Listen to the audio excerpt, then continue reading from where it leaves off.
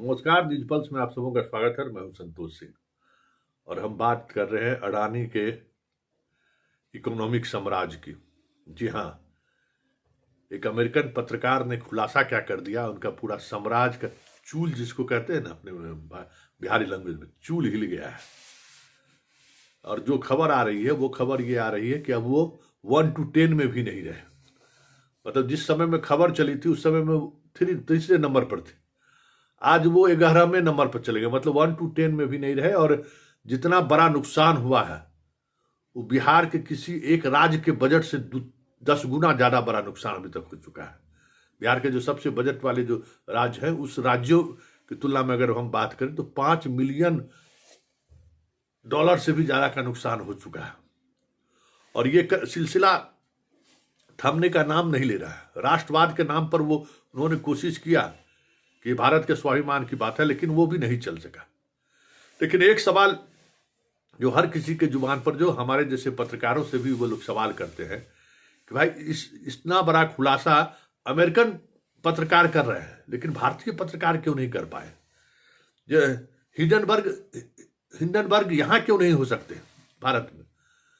तो मित्रों, यहां हिंडनबर्ग नहीं हो सकते क्योंकि इस तरह के जो भ्रष्टाचारी हैं, जिस तरह के जो रसूख वाले लोग हैं, उनके साथ पूरी सिस्टम खड़ी रहती है, जुडिशियरी खड़ा रहता है और आप जैसे लोग, समाज के भी लोग खड़े होते हैं। अगर वो सवाल करेगा तो कहेगा कि बाप रे, मोदी पर सवाल कर रहा है। मतलब आज तो सवाल करना पत्रकार से ही लोग पूछने लगते हैं, अरे आपको अच्छा ही नहीं दिख रहा है अडानी क्या कर रहा है? आपको यही चीज दिखाई दे रहा है? तो कहां से हिंडनबर्ग इस देश में पैदा लेगा?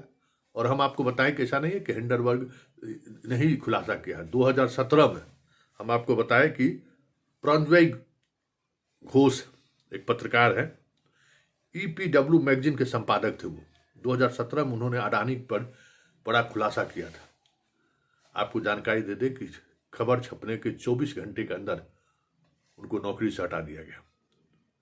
पूरे देश में उन पर 7 मुकदमे चल रहे हैं इस वक्त। समझ गए? जो खुलासा हिंडनबर्ग ने किया है वही खुलासा घोष जी भी किए थे।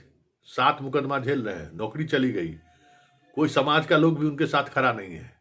समझ गए? अमेरिका में तो कम से कम इस तरीके का है कि विसिल ब्लोअर लोग काफी हैं, वो खड़े हो जाते हैं। यहाँ समाज के लोग भी खड़े उनके साथ नहीं है। तो कोई एक ही नाम नहीं है। द वायर ने स्टोरी की, उन पर मुकदमा उन्होंने कर दिया, उनके यहाँ ईडी का छापा दिलवा दिया। क्विंट ने स्टोरी की, उनके यहाँ छापामारी दिला दिया। इंडियन एक्सप्रेस थोड़ा दूर हट के ही सही कई बार संकेत दे चुके हैं। इकोनॉमिक टाइम्स ने भी इस तरह की खबर छापी है। जिसने भी खबर छापी उसको उन्होंने मुकदमों में फंसा दिया, नौकरी से निकलवा दिया। और बात करते हैं आज रवीश कुमार जो रोड पर है, किसकी देन है? भूल गए? NDTV का शेयर जो बताइए, उसकी कोई वैल्यू है? हम लोग जानते हैं ना कि 15 साल पहले जो इक्विपमेंट था, जो उनके पास ना एक वो भी वैन है, ना कैमरा ठीक से है।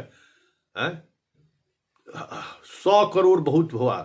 NDTV जैसे चैनल को खड़ा करने के लिए हम लोग भी चैनल के संपादक रहे हैं। कई तरह के मैनेजरियल स्किल हम लोगों के पास भी है। किस तरह कितने सामान लगते हैं ये हमें भी पता है। 100 करोड़ रुपया में NDTV से 1000 गुना बेहतर चैनल खड़ा किया जा सकता है। लेकिन वहां से NDTV जिसका कंप्यूटर का कीबोर्ड तक खत्म हो चुका था, 2000 करोड़ में खरीदारी की। क्यों? साहब को खुश करना है। तो साहब को खुश करने के लिए इस हद तक जब जाएंगे तो यही स्थिति बनेगी।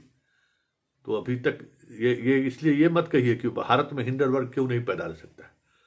भारत में इसलिए नहीं पैदा ले सकता है कि आप इसके लिए तैयार नहीं है। इस देश की जनता तैयार नहीं है। क्योंकि जो सवाल करता है जनता उन्हीं से सवाल करना शुरू कर देता है। क्या आपको अच्छा काम दिखता नहीं है? क्या करे भाई पत्रकार? अपना परिवार जीवन जिए कि बेवजह लड़ाई लड़े, मुकदमा लड़े? कोर्ट तो इंतजार ही करते रहता है कि इस तरह का पत्रकार है तो फिर उसको तो होश ठिकाना कर ही दे। इसलिए हिंडनबर्ग इस देश में पैदा नहीं हो सकता है। लेकिन हिंडनबर्ग ने जो काम कर दिया है, उस काम के बाद जिस तरीके से अडानी का चूल हिला है, देखिए आगे आगे होता है क्या। लेकिन इतना तय है कि इस तरह के भ्रष्टाचार के मामले पर सरकार जितना पर्दा डाले, कोई न कोई वीर पुरुष रहेगा जो खुलासा कर ही देगा, चाहे जहां कहीं से भी खुलासा कर।